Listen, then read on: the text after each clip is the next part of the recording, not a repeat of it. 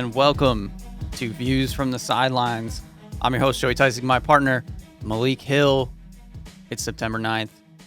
Football season is this weekend. NFL Football season is about to start. Granted, we've had some college football and whatnot, but the NFL and whatnot. Don't disrespect college football like that. Well, it's not a full. Although it was basically like it wasn't even like week 0 because it was like 6 or 7 games. It's not a full. It was basically week college 0. football team. Not every college football team is even here.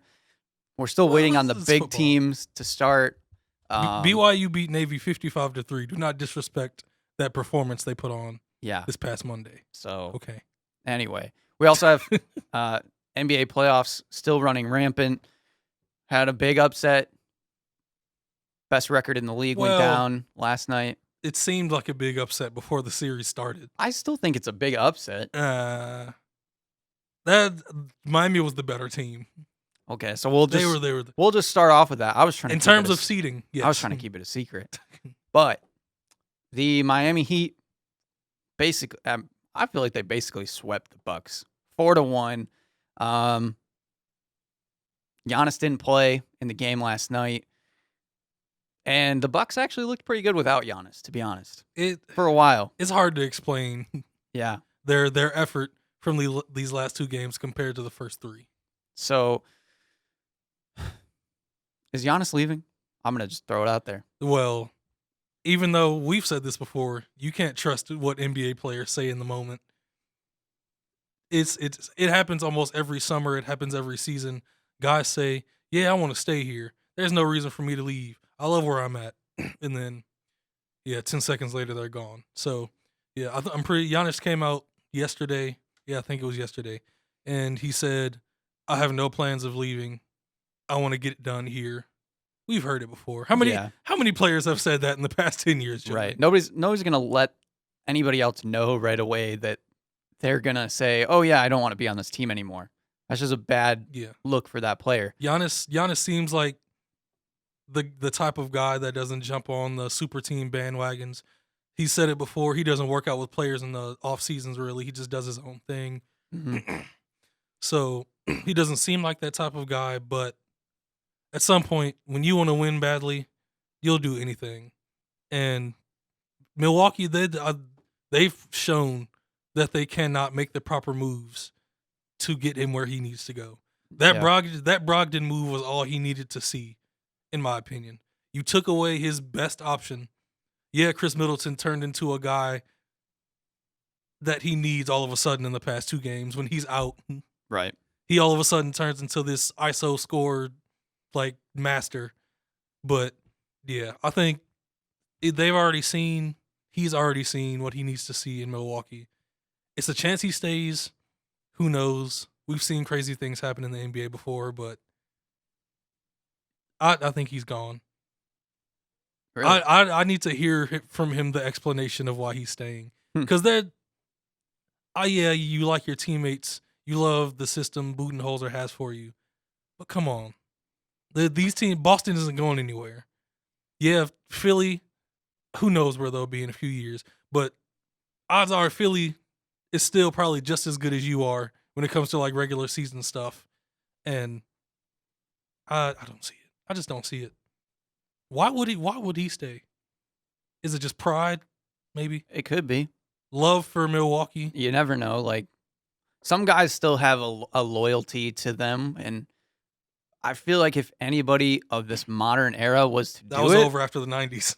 I know, but I'm just saying. I think if there was any player that would do it, I think it would be Giannis. Does that mean he's going to? I don't know. There's a lot of swirling rumors all over the place that he'll get traded somewhere or whatever. The fun ones are always the Warriors because they have the trade assets to get it done, or to sign him. It would be great to see Giannis with Stephen Clay, but once again, people would lose their minds if Golden State got over once again. I don't know if I would love to see it, but I would love to see people's reaction to it. If they lose, they tank one season, get the second pick, and then Giannis, that would be. Yeah. I think a lot of people, NBA ratings would probably drop if that happened. I hope he goes to Toronto. I would love to see him with that young core. and with him and Nick Nurse together. And Miami, that would just be a nightmare for the NBA if he did that, which is another option. Yeah. Well, that's a good segue. Let's talk about Miami for a second. Tyler Hero, the youngest player to make a conference finals. It's because of the team he's on. I hate when they. You want to know who the other two names are, Malik? Michael Jordan and it was LeBron, right? LeBron James and young Hero and Tyler Hero. And the stat was wrong. First of all, because Jason Tatum made it at 19. I was gonna say I feel like there's got to be something wrong with the stat. They just didn't do the deep research. And either way, Tyler Hero is not the leader of this team like LeBron and Michael Jordan were at their young ages. But what he's doing. It's incredible what he's doing. We shouldn't take away from it. He's still impressive. Yes. Jimmy Butler defers to him in most possessions because Tyler is that good right now. One of my favorite things, though, that I've seen during that series is Tyler Hero. If you even go back to watching his high school highlights and things, he's kind of a jokester on the court. Like a lot of kids used to mess with him. He was so cocky. Yeah, he would kind of do that. He carried himself like he was already in the NBA. That cocky laugh he would throw at people. Yeah. I saw him do that the other day, talking to Jimmy Butler, and he was kind of, laughing about him and Jimmy. Jimmy Butler literally just blank stared at Tyler, just kind of like, I don't care what you're talking about, kid. But they do laugh. They were having, I mean, it was just a fun dynamic. Yeah, if people haven't watched his high school highlights, please go back and watch them. Yeah, his interactions with other student sections are phenomenal. They would just go at him, and he would kill their team, and just it's so good. Yeah, it's so good. So now the Heat going back to the conference finals, first time since they had LeBron, 7th time in the past 15 years. Yeah, what an organization! Now, I'm not the biggest Eric Spoelstra fan, but this is the time. Come on, man. This is the time where I will give him his due respect, because for that stat to have made it that many times with different teams, different players, and get the most out of a lot of these guys, it's impressive. He's done a good job. Great job. Not just good. So I'll give it to him. I'm curious to see, I think looking at it, the Heat now look poised to make the NBA Finals. They're a scary matchup for almost everybody. Yeah. Because they don't have many weaknesses. Mm-hmm. The only weakness you can say they don't have is the superstar go-to scorer. Right. Which Jimmy can be at times, but he's also not known for that. He's not the 26, 27 point per game scorer. He averaged 20 points, 6 rebounds, 7 assists. I think that's what it was. So yeah, he can give you 40 when he needs to, but he'd rather just play great basketball. Yeah. So the Heat moving into the conference finals, and on the other side, they're either going to get the Celtics or the Raptors, which has actually turned out to be a great series. The Celtics went up 2-0 early. Raptors then ran it back, got 2 games of their own, and then just recently the Celtics won. So now they're up 3-2. Gotta bring up how the Raptors got back into the series. The Celtics should have been up 3-0. I mean, the series still got to make. Should basically be over right now. Kyle Lowry's been clutch. Oh, him and Fred VanVleet have been incredible. Which is cool for Kyle Lowry because that was always his biggest problem. Is people said he was one of those guys that fade in the playoffs. And recently, he's looked really good in the playoffs. So it's nice to see, I think. I want to talk a little smack to Chris, even though he's not here real quick. Okay. His coach, Budenholzer, wouldn't play Giannis or Chris Middleton over 40 minutes. Yeah. Meanwhile, Nick Nurse is letting Kyle Lowry and Fred VanVleet go 46 and 47. Yeah. Because they're conditioned athletes and they're able to do it. Yeah. It's an interesting dynamic. That's a whole nother podcast. Come on, Chris. What's up with your coach, man? I don't know. Nick Nurse, coach of the year. It's a definite possibility. But the Anunoby shot. Yeah. OG. That's all you got? Yep. OG. You're not going to talk about the Kimba pass. Maybe the best pass in the playoffs so far. That honestly, that's what killed me, because that should have been the highlight of that night and the rest of the week. It looked like he was going nowhere and he was going to turn the ball over, and then he dishes that no look pass to Tice. Game over. Yeah. You bring in Taco. Kyle Lowry makes an incredible pass. Somebody misses an assignment. And the series goes on. Yep. And Game 6 is tonight. I think the big thing, I almost think if the Raptors win tonight, I think they can win Game 7. I think that too. I think this is kind of the make or break it game because the Raptors just keep getting over these little hurdles. Like you said, I wouldn't call it necessarily like lucky, but they've kind of snuck in to be back in this series. Like at first, it looked like this series might just be a wash, and the Celtics were going to run all over them. But with the Raptors hanging in a lot of these games, if they can hang in and win tonight, I think that would give them the momentum going into Game 7. And then the Celtics may be thinking, how the heck did we end up at 7 games in this series after the way that they've played for the most part of this series? Jason Tatum's been incredible. Jaylen Brown's been good. Marcus Smart, like we talked about, I think last week, hitting those 5 straight threes in the one game. Like Jason Tatum has kind of been, him and Jaylen Brown have been on and off these past few games, and that's kind of hurt the Celtics. Yeah, and that's kind of who they need to run through, because Kemba has kind of not necessarily deferred, but he hasn't had to be the guy, only in certain situations where he felt it necessary, but he's got a lot more surrounding him than he's ever had in his career. So interesting to see. Game 6 will be a big one tonight, I'm sure. If it goes 7, I'm taking Toronto. Yeah. I think I'm with you. Their toughness and like the way they just grit out wins. That win that got them to 2-2, that 102-98 game, it was like neck and neck the entire time. Yeah. And I love the way they just figure out wins. And they were able to get some more production from Pascal Siakam too, right, which is what they need. I was going to say Pascal Siakam has kind of been quiet. Yeah. This is in this series. This is his first playoff run as one of the go-to guys. Last year, Kawhi took all the pressure off of him. Mm-hmm. So when he got the ball, there was just do what you do. Now, everything is on him. So he's not really ready for it yet. Most guys they say his age aren't. So yeah, I'm sure he'll step up at some point. Yeah. So now moving over to the west side, we got the Clippers and the Nuggets. That's that's Game 4 tonight. Clippers are leading that series 2-1. The Nuggets won Game 1. The Nuggets won Game 2. Oh, so the Clippers destroyed the Nuggets in Game 1. Okay. I have a question for you about the Clippers. Yeah. Do you think they can really win the championship with the on and off button that they display every single game? I was going to say they don't look like the championship caliber at the moment. But they act like it. Yeah. I think that's the problem. All season they've acted like they're multiple-time champions. Which is weird coming from a Kawhi Leonard who is always stoic. He's the only one that's coming off a championship. Yeah. And he has the same mentality at all times. And then even Paul George, we've talked about it before where, he can kind of be a cocky guy and like he knows his skill level. He named himself Playoff P. But at the same time, he's never really made it all the way.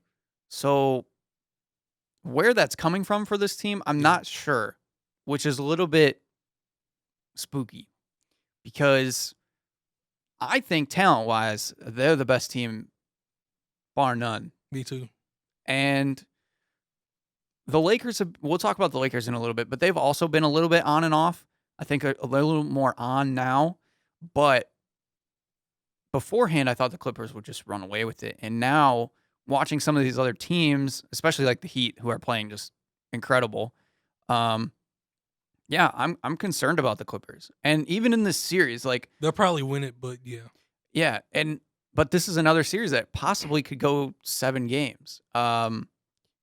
In Game 3, the Nuggets were in it for most of the game, and then kind of late down the stretch, the Clippers just pulled away, which you kind of expected, but the Nuggets are hanging around in the series. That was Game 3 was big because it was Paul George had 32, shot really well from the floor, and Jamal Murray didn't play that well. Jamal Murray had a really bad game, but Jokic had a really good game. So right. So again, if those guys can get going, like I mean, obviously, in the last series, Jamal Murray went off. So if those guys can get going again, I think the Nuggets are right back in this series. Another one, though, tonight is a pivotal game. Like, if the Clippers go up 3-1, it's over. But if the Nuggets can bring it back 2-2, then you never know. But yeah, I don't think that the Clippers look as good as maybe we thought they would have coming into this. It's a little concerning. Yeah. These games all season where they get down and then they're like, okay, let's turn it on, and they end up winning close. And then they pretty much coasted through the regular season, which I think most people weren't worried about because they figured, they'll just turn it on and it'll never come off in the playoffs. But yeah, it's really alarming. Yeah. I don't know if they'll ever find that consistency. Mm-hmm. All right. Last set of teams before we get into, football. We'll get excited about football for once on this podcast. The Lakers and Rockets. They played last night. Lakers looked pretty good. They're now up 2-1 on the Rockets. I think the biggest thing for the Lakers, and I hate to say it, that they're starting to look good. I think the big reason is Rondo. And I think everybody else sees it. He finished with like 23 points last night. 21-9. 21-9? Okay. We had a couple threes in the game, which he was 3 of 5 from 3. And he has those types of games. He has sneakily gotten better at threes throughout his career. People always leave him open. Yeah. So there are going to be games where there's nobody around me. This is basically a practice shot. Yeah. So yeah, he's going to have those types of hot games. But on the other hand, Lakers do the same thing with Russell Westbrook, and he struggles. So you mean the Rockets? You said the Lakers. Well, the Lakers let Russell Westbrook be wide open for threes. Well, Russ thinks we'll get into Russ when we get to the Rockets. Yeah. But I just think Rondo facilitating for that team helps him out so much more. LeBron also had a really big game. I thought he was going to end up with 50. He only ended up with 36. He had 26 in the first half. He turned it off and let AD take over in the second half. Which was weird to me because I was watching that game and I turned it off at halftime, and then it got over way faster than I thought it would. Like, I went back to go check it, and then ESPN had already given me the notice that the game was over, and saw LeBron at 36 points, and I thought I passed out or something and didn't even know what happened. I was like, I thought he had 26 in the first half. Went back and looked, and yep, he just kind of cooled off. Didn't really do much. He only goes for 50 when he needs to. Yeah. He's never going to do it just because. Right. And then, what was the other thing I was going to bring up? And then, like, I think Rondo also helps, like, getting Kuzma involved. Like, he had a good game, 14 points, 7 of 10 shooting. His defense has been something I did not see coming. Mm-hmm. Like, his off-ball defense and on-ball defense was incredible. And his effort was just, he was chasing down loose balls, like, full court and, like, saving plays for the Lakers. He's been really impressive. Yeah. On the Rockets side, Russ, James Harden both had 30-point nights. Let's not talk about just this night with Russ. Let's reflect over just the overall playoffs for Russ so far. So you're talking about a roller coaster. It's right? More than a roller coaster. It's been almost downhill besides a few games. Yeah. And last night really wasn't that bad of a game for him. He played really well. Yeah. He finally, slowed down on the 3-point shooting. He only shot 4 threes. He was 2 of 4. James Harden was a little inefficient, but I don't know. The James Harden part is what's bothering me mostly. Russ has been a huge problem, but when is James going to get over the playoff hump? He is a monster every regular season. He averaged 35 a game this season. Yeah, and he's struggling to get to 35 in any of these games. He averaged 35 a game in the regular season. It's like he does not want to just be the same player in the playoffs. Yeah. I will never understand why that is. Why can't you score 60 in the playoffs? Yeah. You do it like it's nothing in the regular season. And it's got to be a mentality thing. And it's not like they're keying on you. You still get your ISO like plays. Yeah. And I don't think he is necessarily playing all that differently. Just the volume maybe is. He's not as aggressive. Yeah. Yeah, like the especially last night too. There was a couple times where he pulled up from way beyond the 3-point line, which it's fine these days. Like there's guys that do it, but the way that he did it were just kind of nonchalant early in the play clock or the shot clock and things like that, and it just I don't know. It just didn't look like you said, he didn't look aggressive. A lot of the times he'll get a lot of his points off the free throw line, going to the basket. Just making himself hard to guard. And I don't know if it's partially that the Lakers have kind of figured it out. Like I said, the Lakers have given up threes to Russell Westbrook. And that means not switching off of their shooter, the rest of the Rockets shooters as often. So I don't know if that's messing with their flow or what's going on. But the other thing that I'll say is that beyond Russ and James Harden, they need another guy. Eric Gordon had like 10 points. Surprisingly, Covington they've been playing pretty well for most of these playoffs. Yeah. Outside of last night, where there's always Eric Gordon is either on or he's completely off. Robert Covington has been playing really good lately. Especially on the defensive side. That team is so like Daniel House being out last night clearly made a difference because even though it still will always be weird to me that he's a starting small forward on an NBA team. He's 6'6", 220. He plays pretty good defense. And when he's hitting, it's a great part of the offense. Right. So. And then you got PJ Tucker playing the center position. He's been such a bully. I've lost a little bit of respect for Anthony Davis. I was going to say there's been a lot of issues. Well, even like guys like Eric Gordon have played Anthony Davis pretty well when they've gotten switched off. I'm not sure what it is. So weird. And what? Or finish what you were about to say. I was just gonna say. All I was gonna say is like I don't know how Anthony Davis just doesn't back these guys down and dunk on them. I know that like there's if you really want to get into it and you talk about like leverage and strength and stuff. If you're shorter and you're strong like PJ Tucker, you can have leverage on those big guys. But at the same time, you're so much better than PJ Tucker. You can just take one big giant leap around him. Spin move, pump fake, up and under. Spin move, you get around him, and then you're at the basket. He should be shooting like at least 15 free throws a night. Yeah. Just getting PJ Tucker in the air and then getting fouled.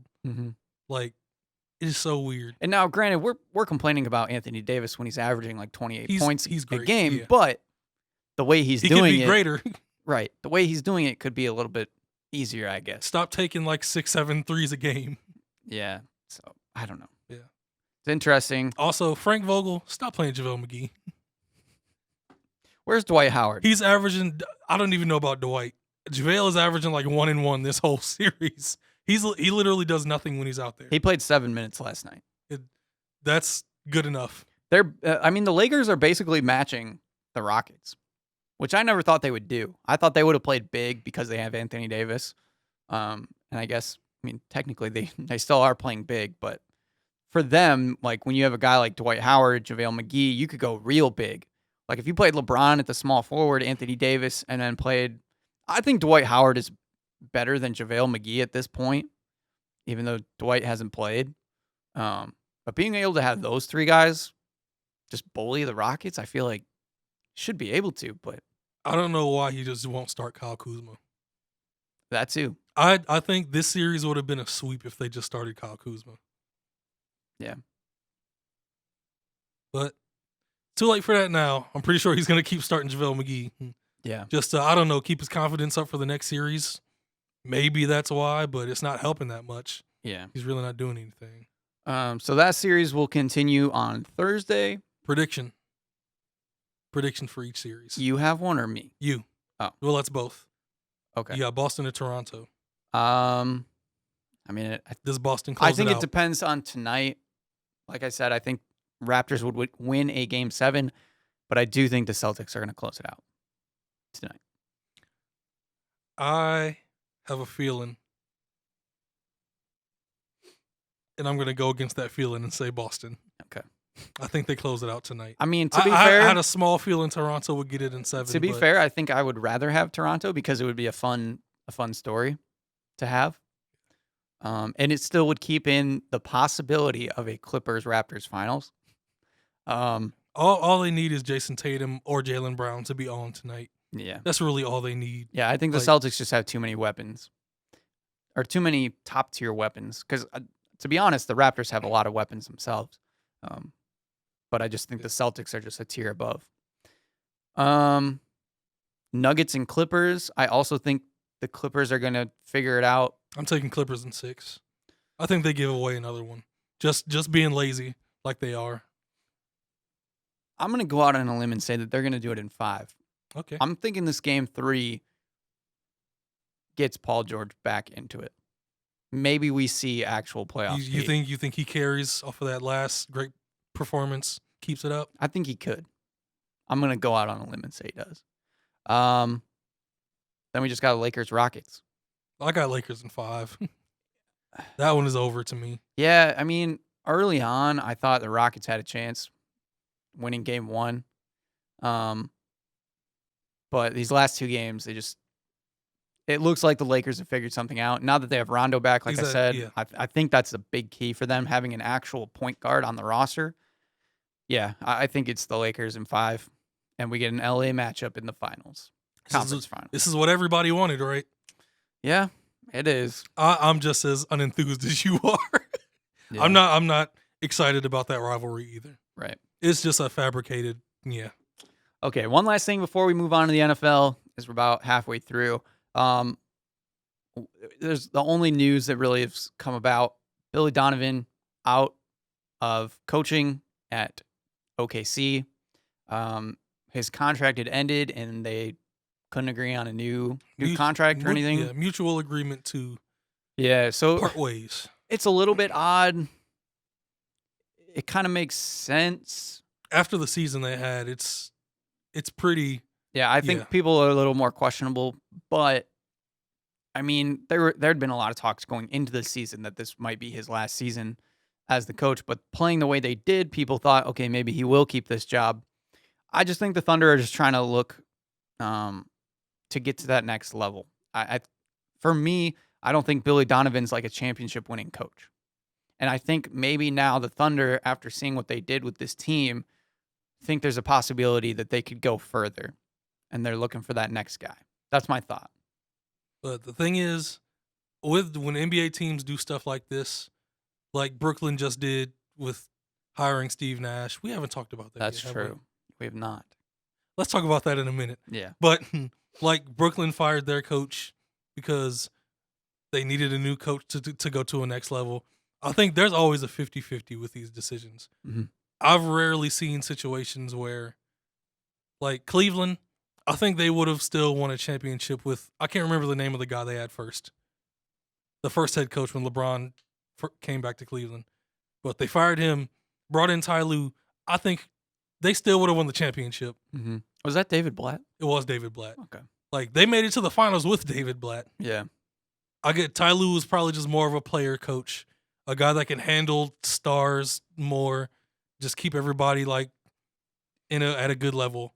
So that's probably why they got them. But yeah, unless you find that guy that can do the job exactly the way it needs to be done, this is especially with this OKC team, this isn't a team that's ready to go for a championship or anything. Right. It's a bunch of young dudes that are just now that are proving who they are.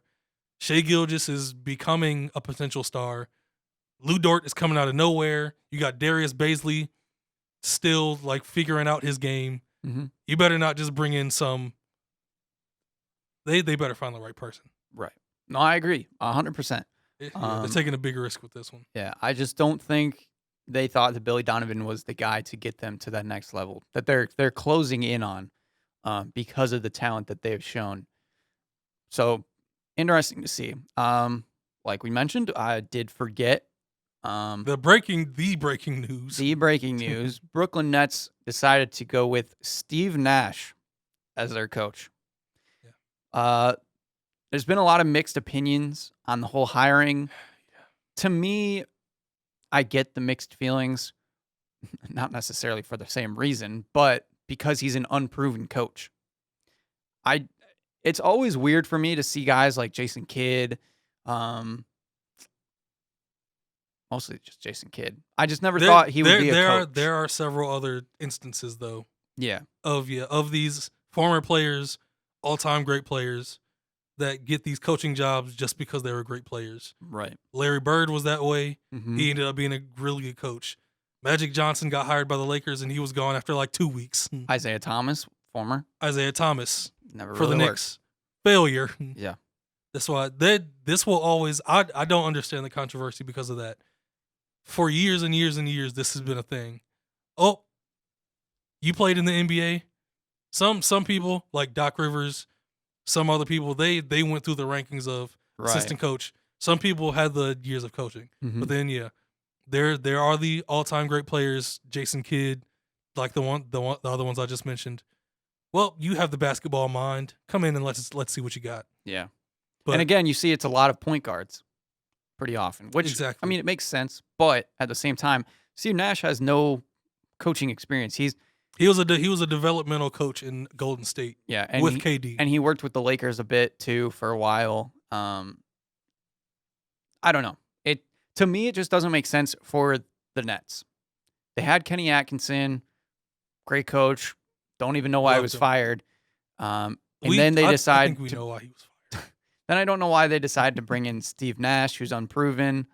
I don't know. I think it's going to be another Ty Lue situation. And the problem is, like a lot of people have said, which I agree with, is that you put Steve Nash in a good situation. Like, it's almost impossible for him to fail. He's got Kyrie Irving, Kevin Durant. You think it's like a Steve Kerr Golden State situation? A little bit, yeah. Although Steve Kerr kind of improved them even more. Yeah, right. Like, he's coming into a good situation where they would have to miss the playoffs to fail, which in the East, I can't imagine that team missing the playoffs. If they don't get to the finals, that's going to be seen as a failure. Yeah, but at the same time, they now have the backpedal of, it was Steve Nash's first year, Kevin Durant's first year back. Like, they have excuses, and I don't know. I don't really like it. It always looks weird because then you think of guys like, to me, like David Fizdale is a great coach, in my opinion. And terrible situation in New York. They threw him into New York, and then he's immediately got rid of him immediately. He didn't have anything to work with. How is he supposed to do anything?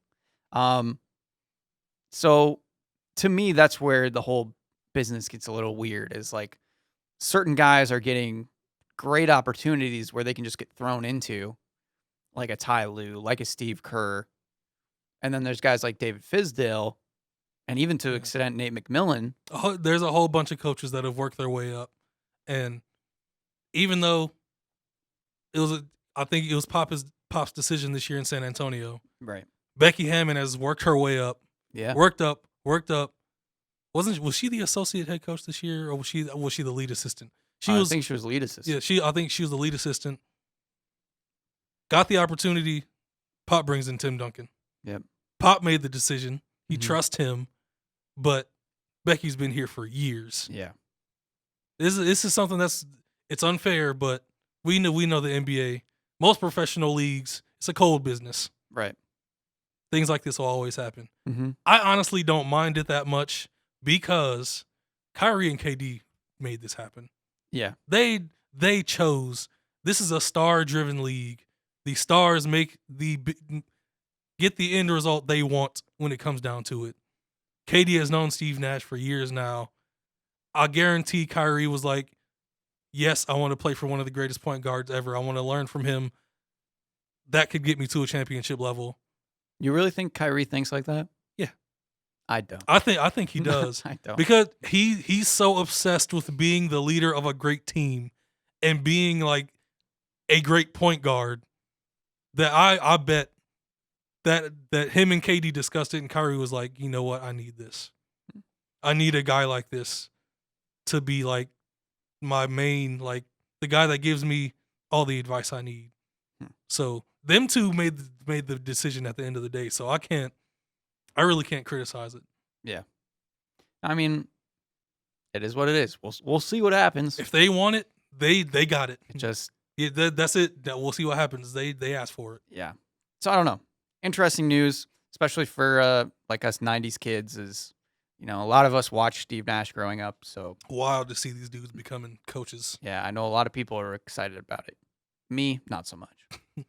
Anyway, we got NFL football coming up. Are you ready for some football? I didn't cue any music up, so good for you. I'm here with the music. I got it. Oh boy. But it's a big weekend. Tomorrow is the first game of the season. Texans, Chiefs, expected to be high scoring. We got Patrick Mahomes, new big money deal. Deshaun Watson, also getting a money deal. I'm excited. I think I want to just get right into picks, to be honest, because then we can talk about the teams as we go. Who won picks last season? To be honest, I don't even know. I meant to go back and look pretty soon, or not too long ago. I know it was close between me and you the whole season. You feeling confident this year? Not really. It's kind of weird. Like the teams. I love the honesty. The teams are all over the place right now. There are so many. I looked up like almost every NFL depth chart over the past few nights. Yeah. And there are so many players on every team listed as questionable for week 1. Like for the New York Jets, there's one wide receiver listed as fully healthy. There are like 6 guys listed as questionable. Yeah. I was like, what is this? And that's what What is happening? And honestly, that's what I think is going to happen the rest of the season. It's so weird. Like, I don't know what teams are going to do. They haven't had as much prep time. Guys are going to be more injury prone, I think. I think teams are going to be all over the place. How rusty will teams be these first few weeks? How bad will defenses be? Because there's no fans. So these defensive guys, they already get hyped up about nothing most of the time. Now they have to do it with no fans cheering for them. They're just going to yell and get nothing out of it. I think some guys might take the pressure off of some dudes. Right. They might be even more focused into the game. But that's where I think it benefits offenses more than defenses. I think there could be a lot of games where defenses just aren't set up and ready and things like that, and offenses are just going to air it out. Oh, there's definitely going to be a lot of that these first few seasons. And this first game. Yeah, bringing in new players, they're learning the systems. Yeah, there's going to be a lot of. Tomorrow might go into the 40s. It's a good possibility. It could end like 48-45. Actually, I'm not sure about Houston. They might go into the 20s. I don't know what that receiving core is going to look like. Yeah, I really don't know either. So let's just start it right away. Texans, Chiefs. Chiefs. It's easy for me. You're not going upset already? No, I'm not starting with. Come on, Malik. And it's not because I'm jumping on the Chiefs bandwagon. Now, to be honest, I didn't even write this down, so I'm gonna write it down now. Yeah, it's not because I'm jumping on the Chiefs bandwagon. They're returning what they had last year. They're the Super Bowl returning team. They're adding Clyde. There's so much hype in Clyde Edwards-Helaire. I hope he can live up to what he's like a top 5 pick in a lot of people's fantasy drafts. Hope he delivers. But it's really because of I trust Deshaun Watson. Mm-hmm. I don't trust Bill O'Brien or the things around him. It's as simple as that. Yeah. I'm going with the Chiefs too. No surprise. Exactly what you said. The Chiefs they have everything plus more. Does Deshaun Watson, does Patrick Mahomes throw for 500? 500? You mean 5,000? In this game. Oh, 500 yards in the game. Okay. Does he throw for 500 tomorrow? I think it's a chance he could. I don't think so. Okay. I think they're going to work. I think they're going to try this running game out. It's an Andy Reid offense. They got a rookie running back. He was drafted high in the draft. They also got him because of his pass catching ability. Yes. They did say that they're going to split carries with Darrell Williams in this first game, so question marks there. But I think they're going to try it out. I think this will be a good test game. It's a good test game for the Texans too, though. It could go horribly wrong. I'll flip it to the other side real quick because the Texans do have talent. It's just a lot of questionable talent. They have Will Fuller, who's been a great wide receiver, can't stay on the field. We haven't seen David Johnson in 2 years. Yeah, Johnson. He played last year, but he's not the same David Johnson we remembered. Will he get back to that? One of the top 5 runners in the league a couple years ago. Just hasn't been able to stay healthy. Brandon Cooks, same thing. He's been one of the better receivers in the league for a while. I don't think he's been past couple years high level since New Orleans, to be honest. The past couple years, he's struggled. I think his first year at LA was pretty decent. But yeah, Robert Woods and Cooper Kupp are their guys. Yeah. So, I don't know. There's a chance. But also the Texans' defense isn't what it was. Chiefs, easy. Yes. Okay. Moving on. Sunday, Seahawks and Falcons. 2 teams, again, that have something to prove a bit.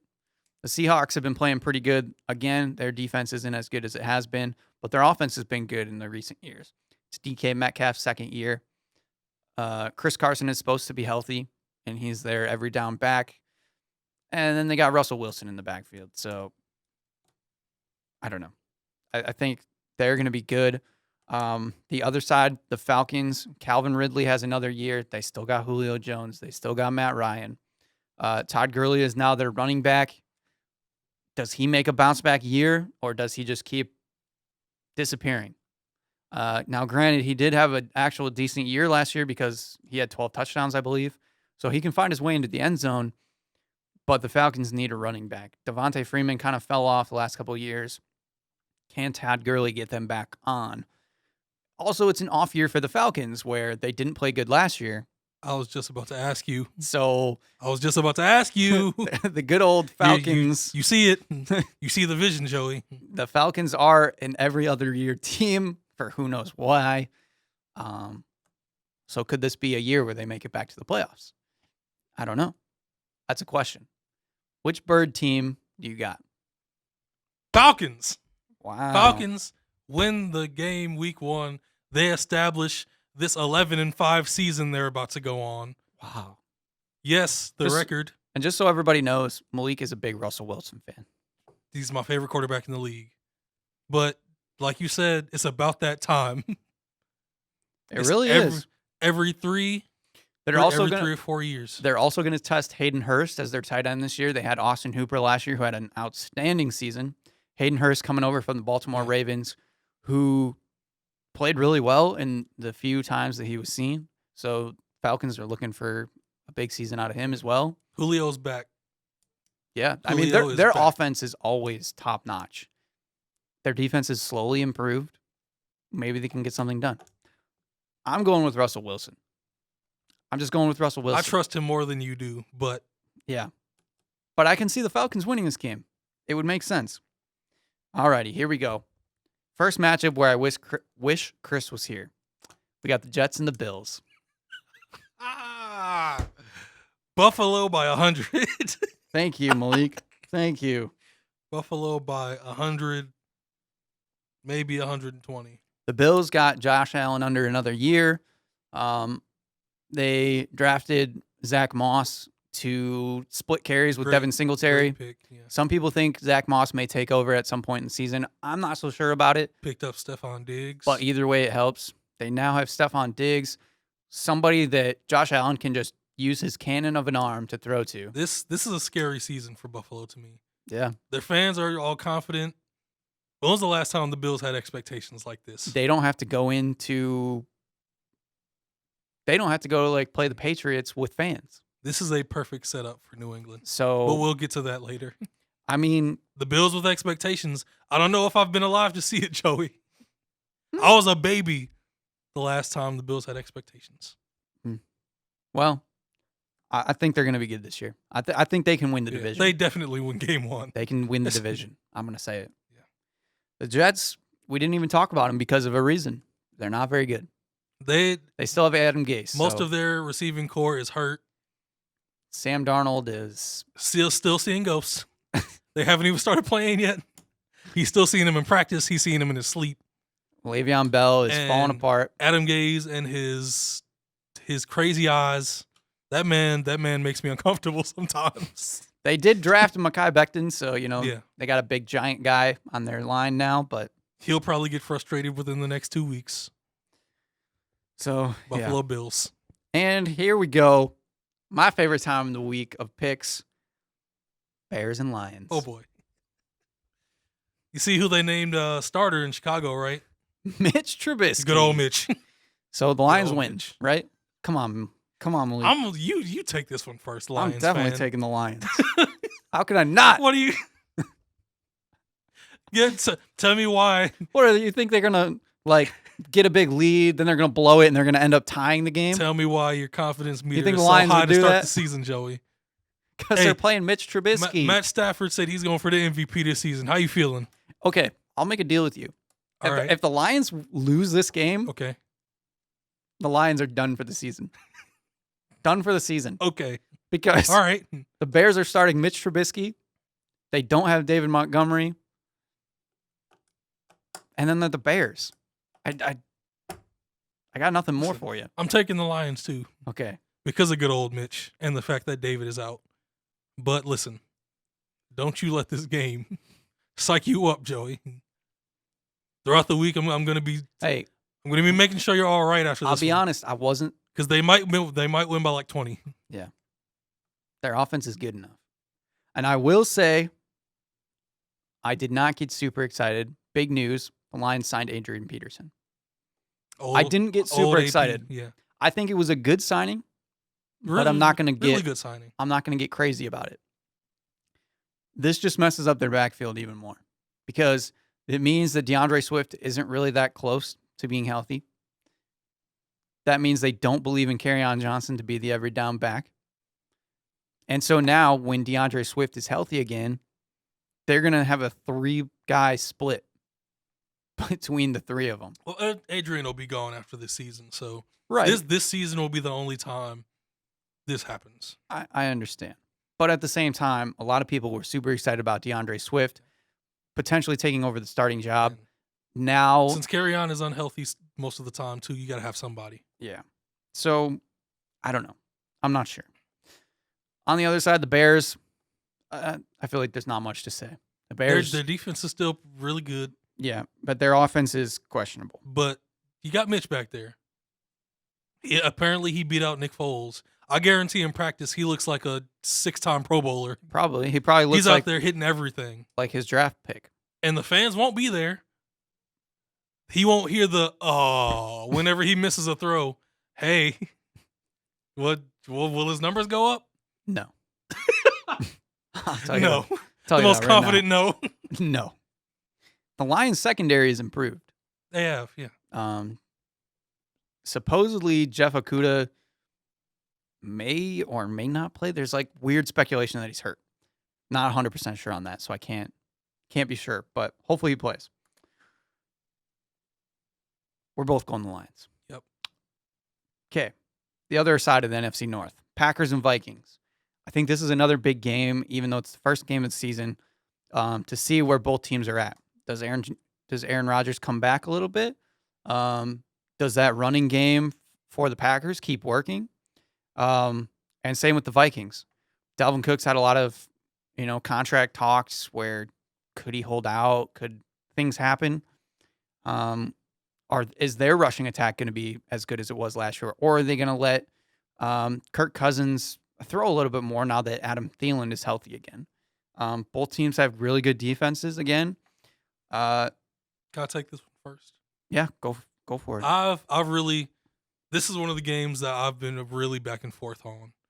Because looking through those depth charts, I really forgot. I realized Stephon Diggs was gone, but I didn't really think into the fact that Thielen and Justin Jefferson are like it.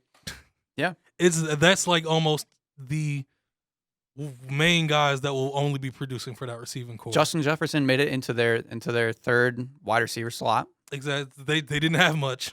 So even though they brought him in to do that, there was not much choice. Mm-hmm. Will Kirk Cousins really produce with a stripped down receiving core like this? Because he's always had several weapons to go to. Washington, it was Jordan Reed, I think he still had Deshaun Jackson for a few years. He had Pierre Garçon. He had trustworthy guys. He trusts Adam Thielen. Justin is new. After that, it's all up in the air. Mm-hmm. Rudolph is still there. Yeah, but so they don't use their tight end very much in the passing game. How much are they going to rely on Dalvin Cook?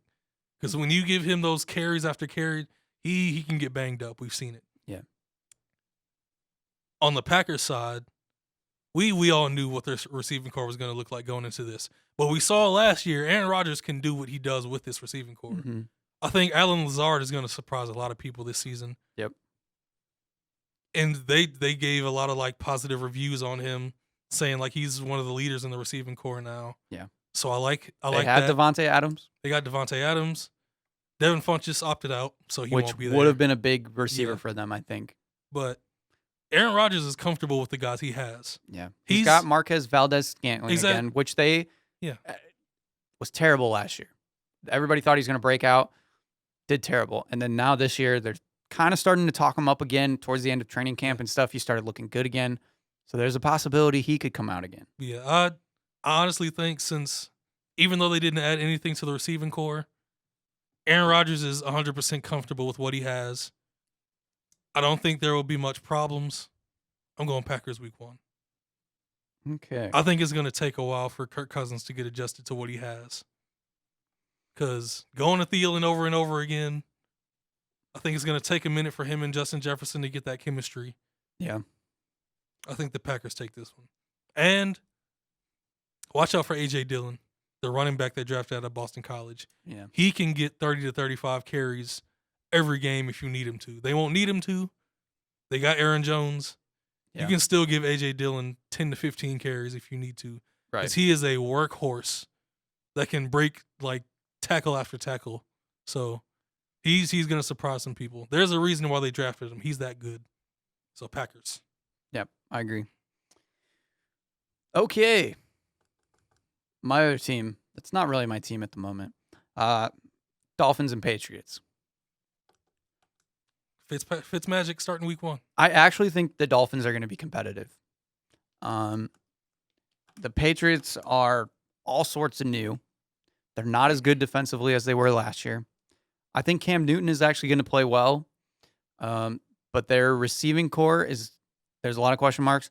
And then there's even more question marks with their running backs. They've got the same guys they had last year pretty much. Sony Michel, James White. But they're all kind of banged up. Rex Burkhead. Yeah. And then I think Cam Newton's probably going to take a couple carries away from them just because of the way he is. Dolphins are kind of retooled. Ryan Fitzpatrick is going to be their starting quarterback. They got Jordan Howard, Matt Breida in the backfield. Devontae Parker and Preston Williams are two guys that have really improved. That running back duo could be something. It really could be. People forget Jordan Howard, he had some good years with Philadelphia. He got a big contract. Yeah. Because of how productive he was in Chicago. So he's got a chance.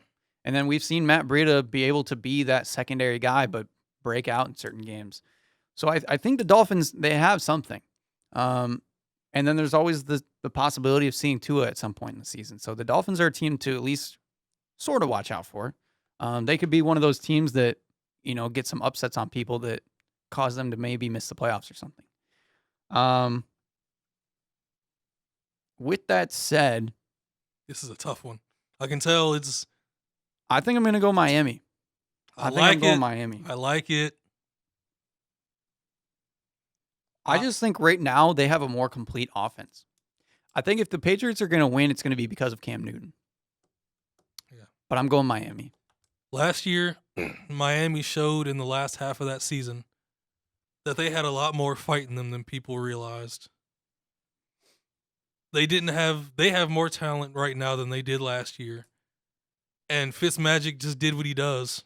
Mm-hmm. He gets the troops together. He gets them hyped up. With him, you can go on a good 4-5 game win streak, and you can look a lot better than you actually are. I don't know if they'll start the season that hot. I think this game will be close because I think Miami is going to be excited. No Foxborough crowd. Mm-hmm.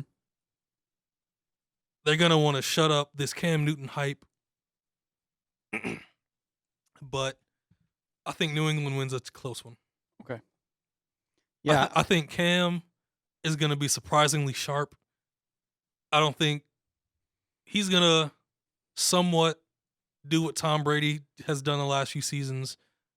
Just those short, accurate passes. Nothing too crazy. Maybe he'll go deep a few times. But you got Julian Edelman. If he's fully healthy, he's one of the best slot receivers in the league. N'Keal Harry, we have to see if he can develop into the weapon he was in college. Right. But he could be that guy. There have been a lot of glowing reviews from Jacoby Myers in camp. Yeah. I think they win a close one. I was going to say my one thing, too, about the Patriots is that their offense is actually very similar, which very unproven, to what Cam has had in Carolina. He's got running backs out of the backfield that can pass catch. They got a deep play guy, potentially, in N'Keal Harry. He's had it with guys like Steve Smith and things. And then they have a slot receiver, Julian Edelman. Trying to think who that secondary receiver that they had. I mean, he would be similar to a role of what they used Greg Olsen for. Kind of get first downs and things. So I think they're set up to where Cam can be really comfortable. And Cam's another one of those players that is really going to try to prove himself, I think, this year. Exactly. He's the leader of the team already. Mm-hmm. That organization is behind Cam. Yeah. And Belichick is behind him completely. So I think, his confidence meter is going to be on 10,000 going into that first game. Yeah. So I'm excited to see what they do with that. Okay, moving on to the NFC East. The Philadelphia Eagles playing so I don't forget it, Washington football team. Football team. The Eagles pretty much returning a lot of guys. Carson Wentz is healthy at the moment. Jalen Reagor out for a few weeks. Yes. Their receivers are their one problem, which has been their problem their entire time. Miles Sanders is healthy, so that's a good plus. Him and Boston Scott, who was a huge surprise. Played really good at the end of last season. Jalen Reagor, their draft pick that they had to kind of be that guy for them on the receiving end. Going to be out. Probably be back for week 2. They're not 100% sure. But they do have Deshaun Jackson on that roster again, which Carson Wentz knows Deshaun Jackson. Before he got hurt last season in their first game, their connection looks seamless. Yeah, torched everybody. They still got Zach Ertz, and then they're a defense that just keeps getting better. And I think one of the most underrated O-lines in the league, too. Yeah. Mm-hmm. Lane Johnson, those guys. I agree. Yeah. Then on the other side, however many people make fun of Washington, they have some talent there. Now, the biggest question mark obviously is going to be Dwayne Haskins. Can he figure it out? That receiving core still isn't anything special. No. Terry McLaurin is his go-to guy. He's only a second-year receiver. Terry McLaurin had a great rookie year. He's coming on his second year now. Him and Dwayne Haskins already have chemistry together. Hopefully that can work. But other than that, yeah, they're a little off on the receiving core. Looked at their depth chart, didn't realize Antonio Gibson was starting at running back. I can't wait to see what he looks like. And that is why they got rid of Adrian Peterson. They are giving the reins to Antonio Gibson, who has gotten a lot of hype in training camp. So they have Antonio Gibson and Bryce Love, 2 young guys that they want to give chances to. So they realize they're in rebuilding mode, and they're going to give those guys that chance. The other thing that's underrated about Washington is their defense. Their D-line has the potential to be one of the best. I don't know if it will be because they're too young. Yes. But they got the steal of the draft last year in Montez Sweat. They got Montez Sweat. They got Chase Young. They got Deron Payne. Mm-hmm. I mean. And Chase Young has looked every bit of that pick that they needed. Yeah. He's looked really good. That front four, we got to see it happen. Right. But there's a chance, like this game, could be somewhat close. There's also a chance the Eagles could blow them out. But Washington could win this game. I agree. I think Washington is another somewhat underrated team. They're not going to be very good. I'm not going to go out and say that they're going to be a good team. If they win 6 games this season, that is a huge success. But I think they could be similar to the Dolphins of last year. Maybe they start 0-6 or something. They're more talented. But then they can get some games here and there. It depends on Ron Rivera. It's all down to him. Yeah. They brought him in for a reason. They're going to play turn this franchise They're going to play around. teams like the Giants. The Giants love to run, and then if Washington's front four, like you said, get going, maybe they can slow the run game down. Who knows? There's a lot of chances. I don't think they're going to be that good, but I think they could be in some games. And for that fact, I'm still going to pick Philadelphia for this game. There's just Dwayne Haskins, I think, is the biggest issue. How is he going to look? And we won't know until probably after week 1. So I'm going with Philly. How many picks do we have that are the same right now? 3? We only have 2 that are different. So, I mean, we're just about almost halfway through. I'm going to go Washington week 1. Bold, but I like it. See how that football team looks. That's true. I hated it at first, but I don't know why. For some reason, I just like the football team now. It's so simple, but like Yeah, the good old football team. it's true. Nice and simple. Yeah. All right. On to the next one. Couple of young teams. The Las Vegas Raiders. There you go, Chris. That's beautiful. I love it. Great. Taking on Carolina Panthers. The Raiders have a young, talented receiving core that a lot of people are excited about. Can Derek Carr maybe make a return to being a good quarterback? He had a good season last year. Yeah, he did. Now with more weapons, Darren Waller after his breakout season last year. Their receiving core is so young. Yes. And they just lost their number 1 receiver, Tyrell Williams, to a season-ending injury. Bryan Edwards is starting. So now they have 2 rookies starting. Bryan Edwards and Henry Ruggs, who are 2 electric receivers that a lot of people are excited to see what they can do. Bryan Edwards is more of a possession guy, but he can make those like spectacular catches. Yeah. And then Henry Ruggs is just insanely fast. And then you got Hunter Renfrow, guy that looks like he probably even shouldn't be in the league. Yeah. But had a solid season last year. He's a problem in that slot. Yeah. The one thing that I'll say for this team is they don't have like Tyrell Williams was one of those deep ball kind of guys. They don't have that necessarily like go up and get it kind of guy. I think Bryan Edwards could be that, but yeah, it's a good thing. Right. I agree. And then they have Josh Jacobs in the backfield. So he's their guy that they're going to go to every time. They're going to try to pound the ball.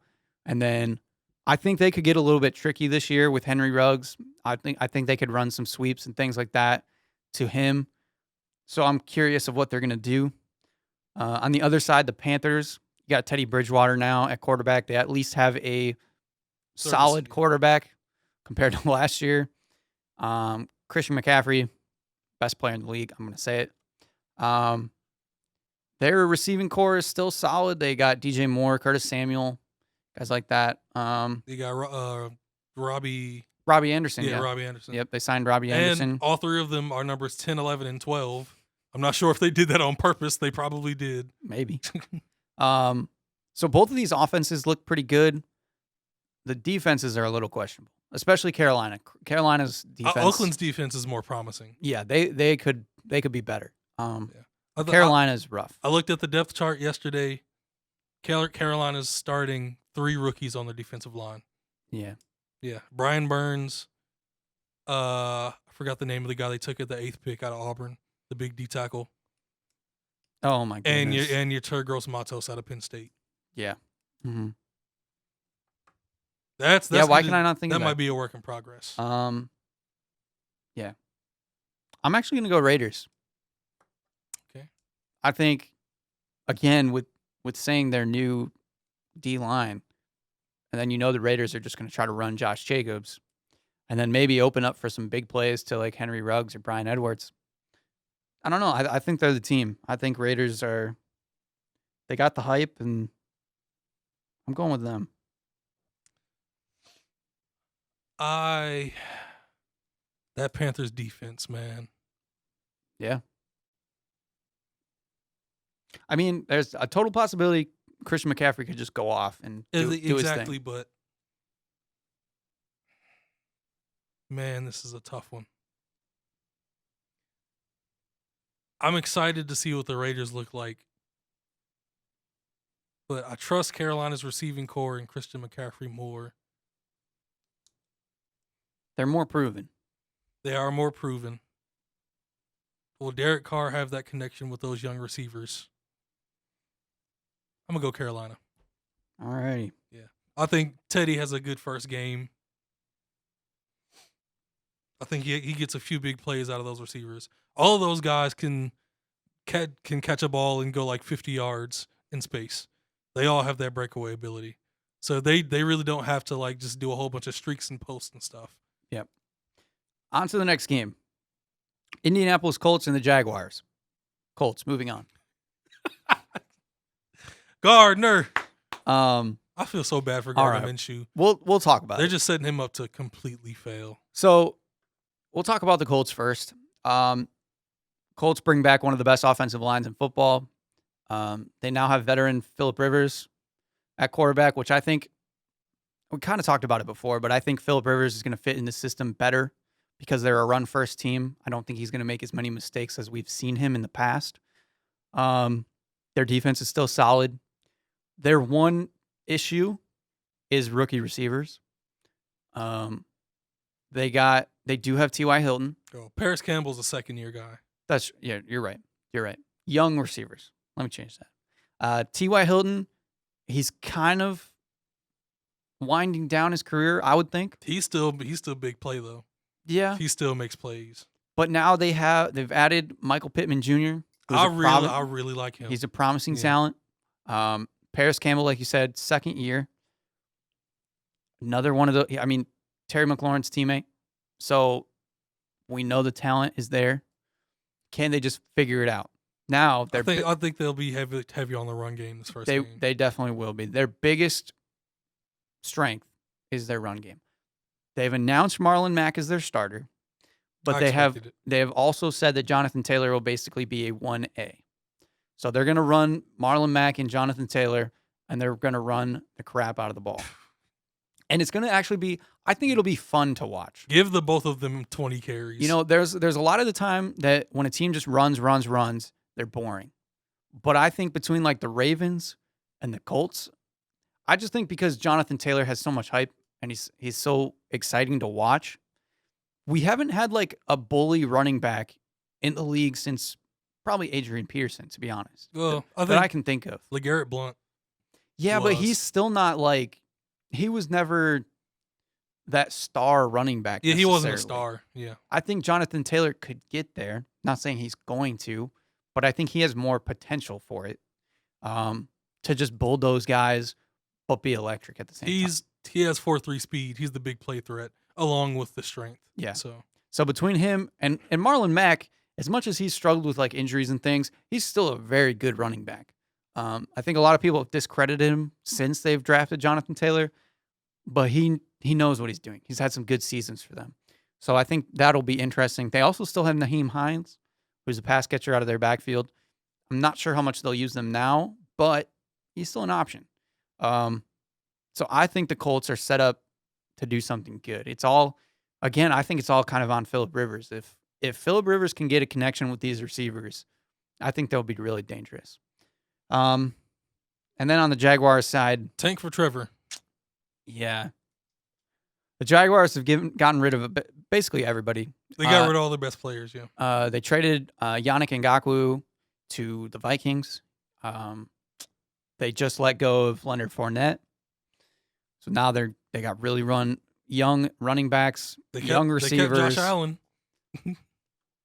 One of the future pieces. For now. He's going to be there. For 2 years, maybe? He'll probably leave. I mean, yeah, I don't know what they're doing over there, to be honest. Hey, they're only you know what they're doing. but they're only a couple years removed from being in the AFC Conference Championship. And that's how fast it can happen. So, I don't know. Next season, their defense fell off. They don't have Jalen Ramsey. They don't have Leonard Fournette was unhealthy. Calais Campbell. They don't have So, yeah. Everything they had. Dante Fowler. It was a quick flare of a hot streak, and then it was over. Oof. Now, to be fair, Gardner Minshew's been pretty solid. They got DJ Chark. I like Shark. They got who's the other receiver? Exactly. Chenault. Who is the other? Yeah, they got Laviska Chenault. Yeah, Laviska Chenault. They still have D.D. Westbrook too. So they got some promising they young got guys. pieces. Yeah. But their running backs are all like. Yeah. Apparently, they're really high on James Robinson. Nobody knows really about him. They got Raquel Armstead out of Temple. He's on the code list, so he's probably not going to play. Okay. They have Chris Thompson. They do have Chris Thompson. So they got a pass catcher out of the backfield. Oh. But this is just going to be a problem where their defense is so bad they're not even going to be able to be in a game. Just if I was their head coach, I would look at Gardner Minshew and say, we're going to take it back to Washington State, Gardner. I mean, you air it out. We're throwing it 40 to 50 times a game, maybe more. Let's go. Let's go. Might nuts. as well. DJ Chark had a good season last year. Have fun losing. Yeah. At least have a ball. Pad your stats. Give fans a reason to watch. Just let it fly, man. Yeah, because they're going to try to bring in Trevor Lawrence next year. Try to be the next guy to go for 30 and 30. So, Gardner, just look for your next contract, to be honest. You're not picking the Jags, right? No. Okay, good. What if the Jags win this game? It's over for the Colts. Oh, Doug Marrone. The Jaguars could potentially go 0-16. And we don't say that lightly. It's possible. All right. Next matchup, exciting one. Browns and the Ravens. Another year of Browns hype. Well, the hype is off now. Well, there isn't any more hype. I think people are still hyped. Now it's just questions. I think people are still hyped up on the Browns. I haven't heard any of it. Okay. Well, that's Maybe. good. They got Austin Hooper now. Got a little Cleveland bit better. Fans are probably still hyped up. Is Odell going to make a bounce back? Is he ever going to be Odell again? Another year Baker. No Freddie Kitchens. No Freddie Kitchens. Say that one more time for the people. No Freddie Kitchens. No more Freddie. No more Freddie Kitchens. A full season of Kareem no Hunt. More Freddie Kitchens. Supposedly they're going to run Kareem Hunt out of the slot a few times this year. Okay. So to split up, they're going to split some carries with Nick Chubb, but he's going to be their main guy. I think they got offensive talent. Their defense is okay. They got an actual coach in there. That's the difference. But they're playing the Ravens, who they did beat. I mean, the Browns did beat up on the Ravens in Baltimore. Yes. So they do have that going for them. But the Ravens, if they came back this year with even more talent, which is insane. I think J.K. Dobbins is listed as their second string back right now. He's listed as their fourth. Which is fourth? I believe he's as their fourth. No. He's like their fourth. I guess we saw two different things. Yeah. Yeah. I'm pretty sure. Unless it changed, I'm pretty sure like last week he was listed as fourth behind like Gus Edwards and can't remember who the other one is. Well, obviously Mark Ingram. Yeah. But yeah, and there's no way he's staying there. Also got Devin Duvernay. I think he's a solid receiver. I think they got one of the steals of the draft when it comes to receivers in James Prochet. Yeah. I think he's a major big play receiver. Yeah. He'll score some touchdowns this season. Their defense is still solid. Apparently their defense is better now that they got rid of Earl Thomas. There's more chemistry now. Yeah. There was a lot of problems apparently. Yeah. And then you got Lamar Jackson. Returning MVP. So is the Madden curse in effect, Joey? I honestly can't wait to see this team because the Ravens are so fun to watch. Is the Madden curse in effect? Especially with Madden 21 being really the hot trash that it is. Wow. That's not a wow. I really hope not. It's unanimous about how bad that game is, but yeah. I just think Lamar is so exciting to watch.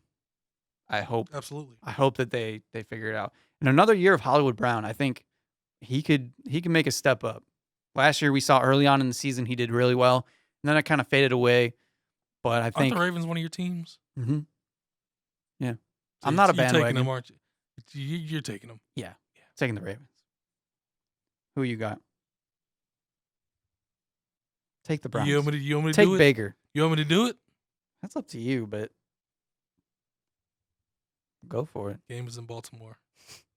They beat him in Baltimore last season. There's no fans. Baker has a the fans didn't affect him last year. Baker has a real coach. I think Jarvis and Odell will get a lot of catches. Nick Chubb might go for 100. And they still lose. I'm going with Cleveland. Gosh. Chris would be so proud of you. That's for him. That's for him. Oh, boy. That's a Chris pick right there. All right, so we got to move on. Chargers and Bengals. Another somewhat exciting one. That's an interesting one. My boy Tyrod Taylor starting for the Chargers. Austin Eckler getting full duty. The backfield. I recently saw a report Joe Reed is listed as a starter in their receiving core right now. Really? Kid out of Virginia. I think Mike Williams is hurt, so that could be part of it. Keenan Allen just got an extension. The Chargers defense is still solid, even though they've lost Derwin James. That sucks, man. Yeah, it really does. He's so good. Mm-hmm. Yeah. One of the best defensive players out there. So the Chargers are a pretty known quantity. We could see Justin Herbert at some point in the season. But I think, honestly, a lot of people, are underrating Tyrod Taylor. I think he's a solid quarterback wherever he's gone. But the exciting side is the Bengals. You got number 1 overall pick, Joe Burrow. AJ Green, potentially. That receiving being healthy core is really something. When their receiving core goes 5 deep. Yeah. They have AJ Green, former Pro Bowler, hasn't been able to stay healthy. He's one of my favorite players, so hopefully he can. And if he gets back to form, he's dangerous. Tyler Boyd has been coming out the last couple of years. John Ross looked good. John Ross is listed as their 3rd receiver. T. Higgins. He's really good. They got T. Higgins. Do they have Auden Tate still? Yep. Yeah, that's 5 deep right Auden Tate as well. I don't know who their tight end is actually these days. Their tight end situation is very sketchy. Okay. Well, very sketchy. That's why they're going to run 4 wide receiver sets. And then give it to Mixon. They also have Joe Mixon and Giovanni Bernard out of the backfield. So it seems like Giovanni's been there for like 15 years. It really does. Forever. There was a bit of time where he was actually really good. But yeah, their offense is good. Their offensive line is not so good. So Joe Burrow could get beat up. And that defense. And the defense still is a work in progress. Not great. But they're going to be fun to watch. I got the Chargers. Just because they're not as young. The Bengals are so young. I like Tyrod. I love Keenan Allen. And Austin Eckler, it's crazy that he ended up being better for them than Melvin Gordon. Mm-hmm. And I think Melvin Gordon is listed as the number 1 back in Denver right now, which is weird. I think so, but I think it's going to be more of a split. 1A, 1B. I think it's going to be more of a split, but yeah. I am going to take the Bengals in this first game. Respectable. I can see it. I think if it comes down to a duel between Joe Burrow and Tyrod Taylor, I think Joe Burrow has more weapons. Yeah. And even if he hands it off to Joe Mixon 25 times, Joe could go for like 150. Mm-hmm. It's true. I think Joe has more. I think if there were fans, Cincinnati would definitely win this, because I think he'd be hyped up. Yeah, mm-hmm. But he's so cool. He's so cool, calm, and collected. I don't think that front 7 for the Chargers is still pretty good, but I don't think he's gonna get hit a few times. Sure, he might come out a little rusty, but I think once he gets like into the flow of the game, I think he's gonna start picking apart that secondary a little bit, especially with their key guy gone, Derwin James. Yeah, I agree. I'm going with the Bengals. Okay. All right. Buccaneers and the Saints. There's a chance I have a horrible week. But hey, man, we're swinging for the fences. It's week one. It's week 1 of COVID season. We can focus on getting back into the race later. Bucs and Saints. This is the one people have been waiting for. This is the fun one. This could be a really high scoring game. I don't know if I see it that way, but Tampa Bay, all the hype in the world, getting Tom Brady, Rob Gronkowski, keeping Mike Evans, Chris Godwin, signing Leonard Fournette, even though Ronald Jones is the guy for Bruce Arians. I don't believe it. And And then they have an improved defense. Their defense has been getting better and better. And then on the other side, you got the other old man at quarterback, Drew Brees. Alvin Went through a lot Kamara. this summer. Kamara has figured out his contract issues, supposedly. Michael Thomas, one of the best receivers, if not the best receiver in the league. They signed Emmanuel Sanders. Their defense is also very good. But this could just be a shootout. A good old-fashioned shootout. And this might be the toughest one because Tom versus Drew. We haven't seen it a lot, first of all. And the other thing that a lot of people are thinking is that now, with Tom being in this Bruce Arians offense, we might see Tom Brady air it out again. Did you see that deep ball he hit in practice, in that scrimmage? Which we haven't seen Tom Brady like that in a long time. He's had nobody to throw that to. Yeah. So now he's got Mike Evans, who's one of the best go-up-and-get-it guys, and Chris Godwin, who had a big year last year. There's potential Tom Brady could air it out this season because their running back situation is very questionable. Nobody knows. Well, let Leonard Fournette, you know what you're going to get if he's healthy. He's production. But he needs the touches. But if they siphon off some of those touches to Ronald Jones or even Keyshawn Vaughn, maybe Leonard Fournette, because he's not very efficient. He needs volume. So I'm curious to see what happens there. I'm still going to go with the Saints. I think what they've done in the last couple of years, just using all their weapons, like we've talked about Taysom Hill all the time and Alvin Kamara, the different things that they do on that team are incredible. And I think their defense is just a little bit better at the moment. So I'm going with the Saints. But I'm excited for this game. I hope this is our afternoon game. But it probably won't be. I guarantee it's going to be pretty much a nationwide. Like it's probably the primetime game that Sunday. It probably will be. But the only other option is Cardinals and 49ers. Okay.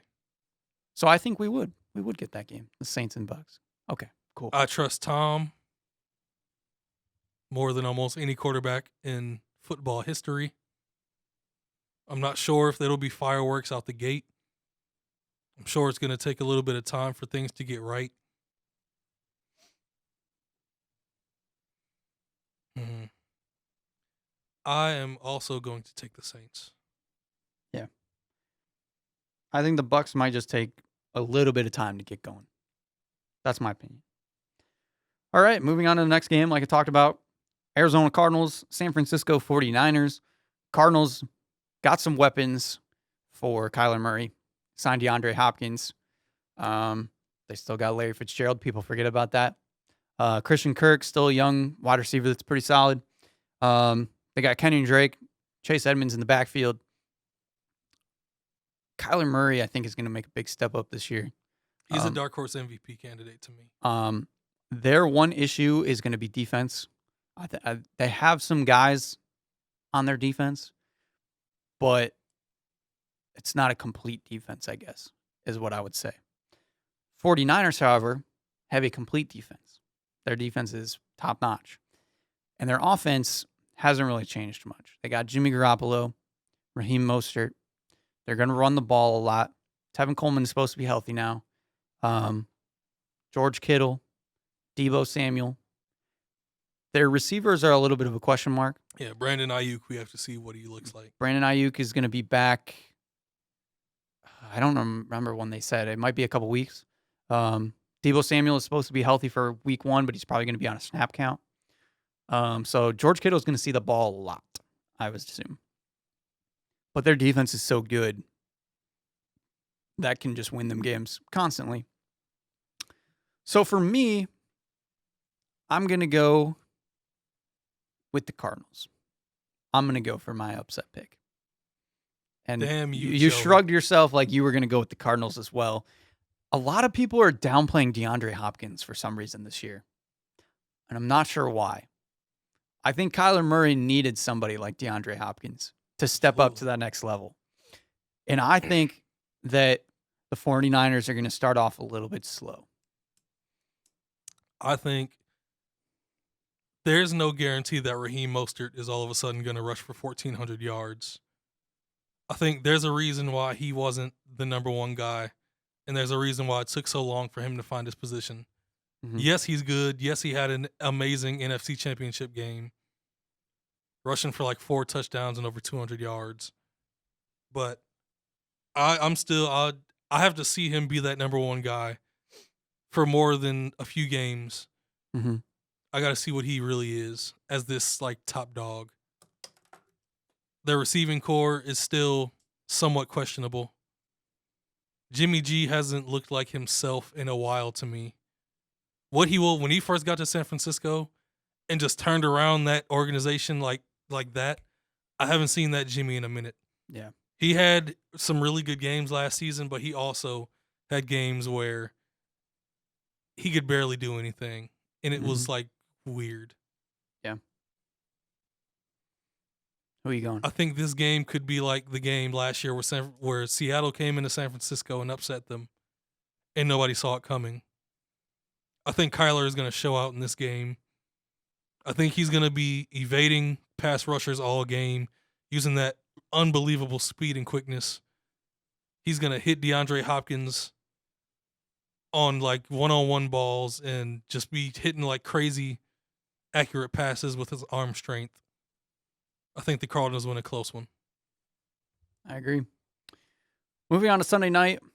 Oh man, we're running out of time. Cowboys and Rams Sunday night.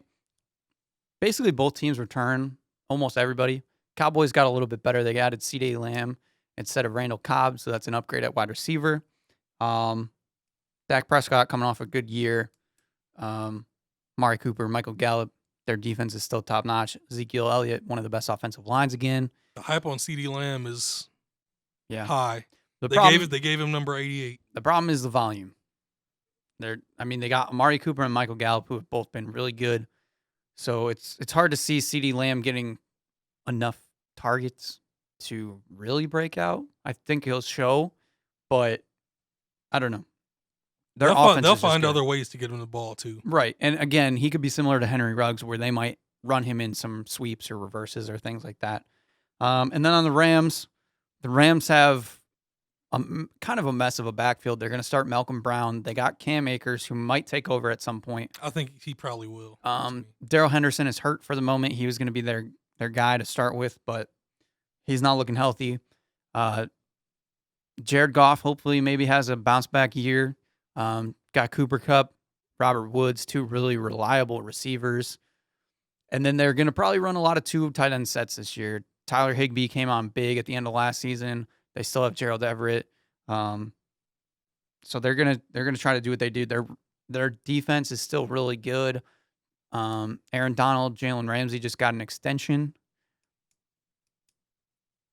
I'm gonna go with the Rams, and I don't even know why, because I think the Cowboys are just much better.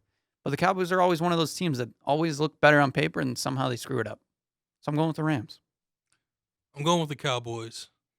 I think they have a similar start to last year where their offense looked unbeatable and they were just throwing it all over the yard.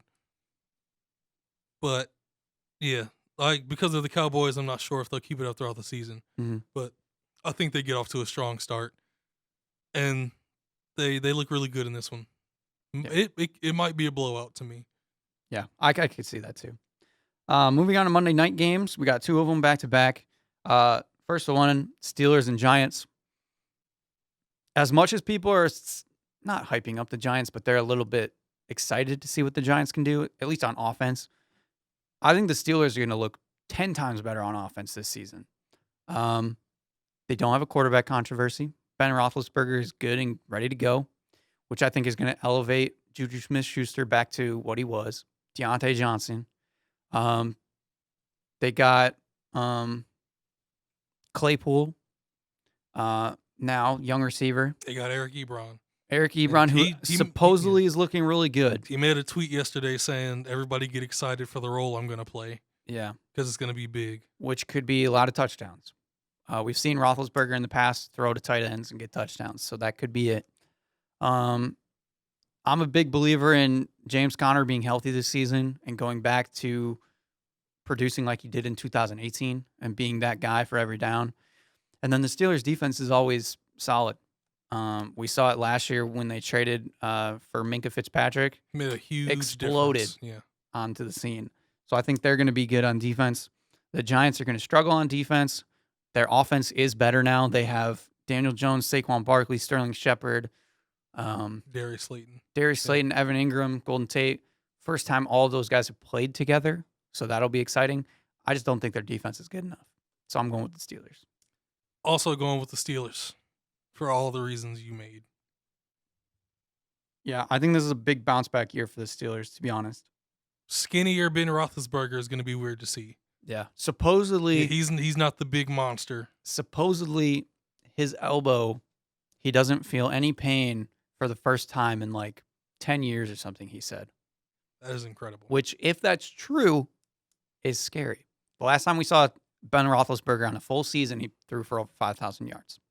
So I'm curious to see what happens. And the final game of week 1 of the NFL season, the Titans playing the Broncos. Some interesting teams. The Titans coming off a really big season last year, making a run through the playoffs. Derrick Henry being second best running back in the league. They got Ryan Tannehill again, A.J. Brown. They got a young tight end in Jonnu Smith that they believe in. Their defense just got better. They signed Jadeveon Clowney. Granted, I don't know how good he's going to be, but he's going to improve their defense either way. And then the Broncos, they're another one of those teams that they got a young offensive core that could be really exciting to watch. Drew Lock, Cortland Sutton at receiver, Jerry Jeudy, and KJ Hamler potentially could be, in a couple years, one of the best receiving cores in the league. They got a two-headed running back situation. I think they're going to split carries between Melvin Gordon and Phillip Lindsay. For a while, it sounded like Melvin Gordon was going to run away with the job, but as things have indicated now, it seems like Phillip Lindsay is going to be still involved in this offense. So we'll have to see where that is. Their defense is still actually pretty good. So they lost Von Miller. Yeah, to the season. Yeah. So that's a big hit. That's a big hit. Even more so, probably just mentality, being that defensive captain for them. Obviously, his presence just on the field is a big hit, but they're still a solid defense, I think. But we'll have to see how their defense reacts to that situation. So do you think the Titans are going to be what they were at the end of last season? Or do you think they're going to fall back a little bit? Do you think the Broncos are going to leap forward, or are they going to kind of stay still and take time to get going? Who do you got? I think there is a chance the Broncos surprise in this one. Those young guys, I think they're excited to play. I think they're going to make a few more plays than people even expect. But I'm going to go with the Titans in the end. Their defense is really good. Ryan Tannehill doesn't make many mistakes. He hits big plays when he needs to, and then they always have Derrick Henry to go to. And with Von Miller out, yeah, there's a nastiness and a extra aggression that they won't have. I think if Derrick Henry breaks a few big runs, I think they'll lose a little bit of confidence. So I'm going to go with the Titans. And I'm actually going to go with the Broncos. I think that they could just win this game offensively. The Titans like to play kind of slow, let their defense work, run the ball.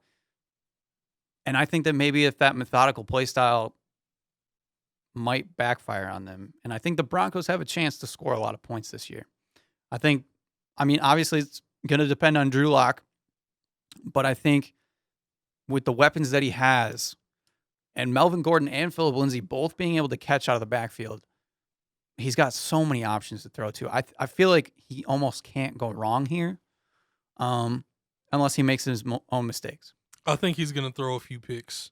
He definitely. I think he's going to be a little bit too excited, and he's willing to take those risks. And the Titans secondary is very, very good. So that's a strong possibility. They're going to take advantage of every turnover you give them. Yeah. So I see that argument. I'm just feeling the Broncos. That's who I'm going with.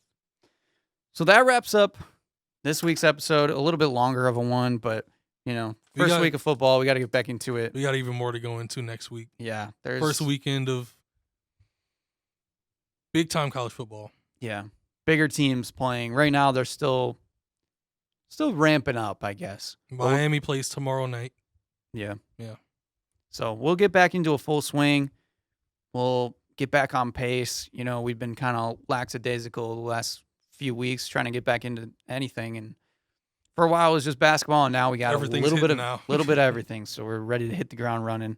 There are some fans at college football games, too, which I didn't even expect it. Yeah. I mean, it's been all over certain places in sports. Is like you look up in the stands and you see fans. You're like, oh, I didn't know they were going to be there, but they are. So, yeah, we got more NBA playoffs to talk about. We'll recap a little bit of week 1 of the NFL. We'll go into week 2, make some more picks. And we'll let Malik talk about college football because I'm probably not going to pay attention to college football as much this season. I can understand this one. Yeah. So, we will talk to you guys next week. I'm your host, Joey Tysick, my partner, Malik Hill. This has been Views from the Sidelines. Not having Michigan football, a piece of my heart isn't here, man. It's so sad. And especially since they're saying Joe Milton might be the guy. Sadness.